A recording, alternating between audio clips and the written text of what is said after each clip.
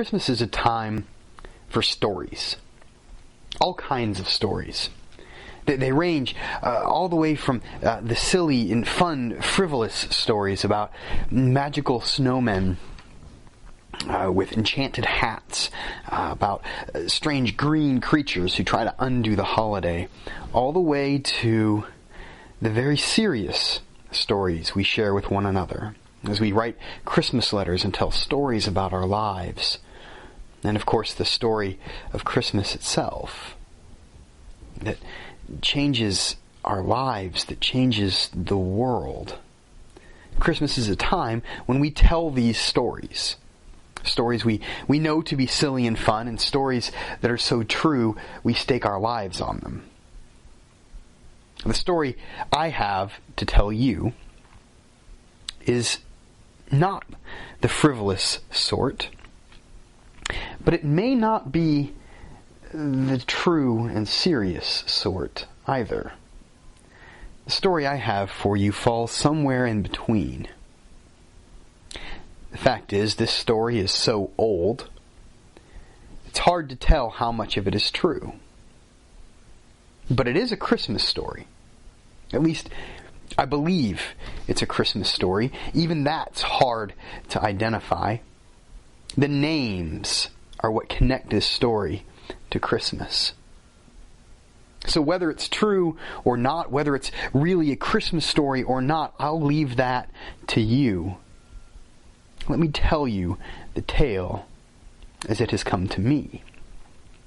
This is a story that was written thousands of years ago, centuries, generations before the first Christmas. In a far-off part of the world, there was a king. And he was a horrible king. He oppressed the people. He was wicked. He was violent. And he was determined that he would hold on to his power no matter what happened. And so, this evil king started to work with a group of priests. And he charged them with using their understanding of the mysteries of the universe to protect his throne. He charged them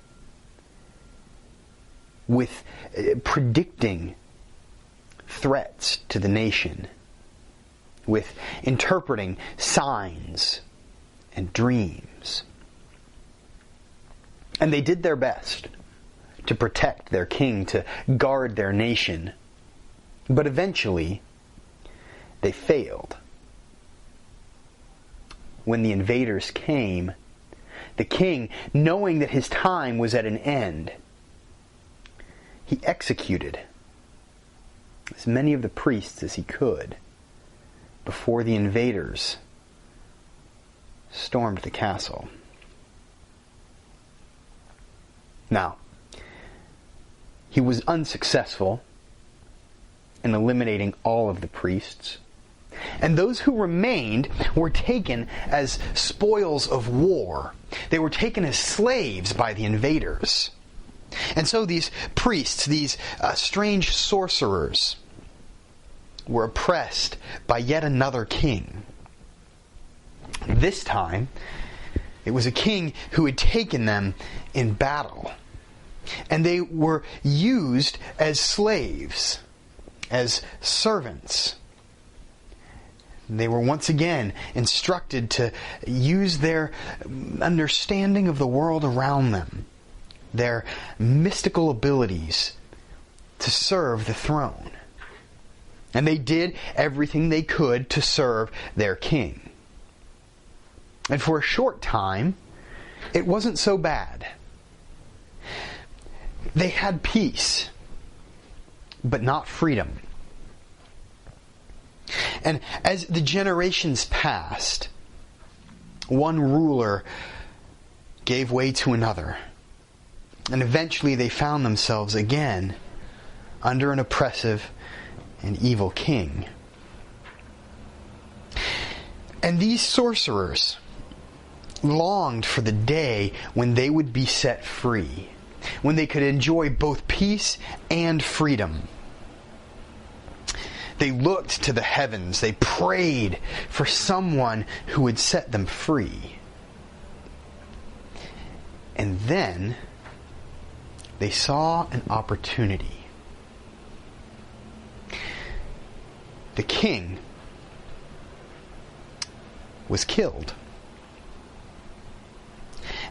And the only people who knew were the sorcerers. The assassin fled, running for his life. The sorcerers were the only witnesses to the crime, and they realized that no one knew the king had been killed. So, they gathered together and devised a plan. They took the crown and the royal robes, and they put them on one of their own. They hid him from the public, carefully guarding who could come and seek audience with the impostor. Only people who had never seen the king close up before were allowed to visit. They perpetuated the lie that the king was still on the throne, that all was well in the kingdom. And for a short time, their deceit proved fruitful. They had both peace and the illusion of freedom. The deception worked. And under the reign of the sorcerer who had stolen the throne, the people enjoyed peace and prosperity. But eventually, the king's friends, his lieutenants, his soldiers, his bodyguards, started to question why they had been kept away from the king. They started to wonder what was happening. They noticed that their warlike monarch was gone. And they could tell something was wrong. 7 of them gathered together, and they devised a plan to identify what had happened. They suspected that the king was gone and that an impostor was in his place. And as soon as they verified their fears, they put a plan into action to eliminate the impostor. They stormed the palace. The peaceful sorcerers did the best they could to defend themselves, but they were not warriors, they were scholars. And they retreated into the darkness and into the shadows, trying to escape the assassins, but it was no use. One of them, more angry than the rest, leapt at the impostor and wrestled him to the ground. And he shouted to his compatriots, "I'm here, I have him. Come and destroy the impostor." His colleague shouted back, "We're afraid. If we try to kill him, we will miss and kill you in his stead." The warlike assassin shouted out, "My hatred for these slaves is so great, I am willing to give my life. Stab at my voice and kill us both." The assassins did exactly that. Somehow they missed their colleague, their co-conspirator, and slew the peaceful king, the impostor. They lit the torches, bringing light back to the palace, and they evacuated into the streets, carrying torches and weapons, and they went house to house and home to home, hunting down and killing anyone who was of the same race as the impostors. These oppressed people, these slaves, were slaughtered in the streets.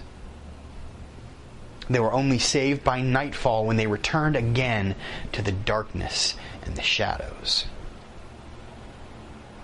Those who survived continued on as slaves,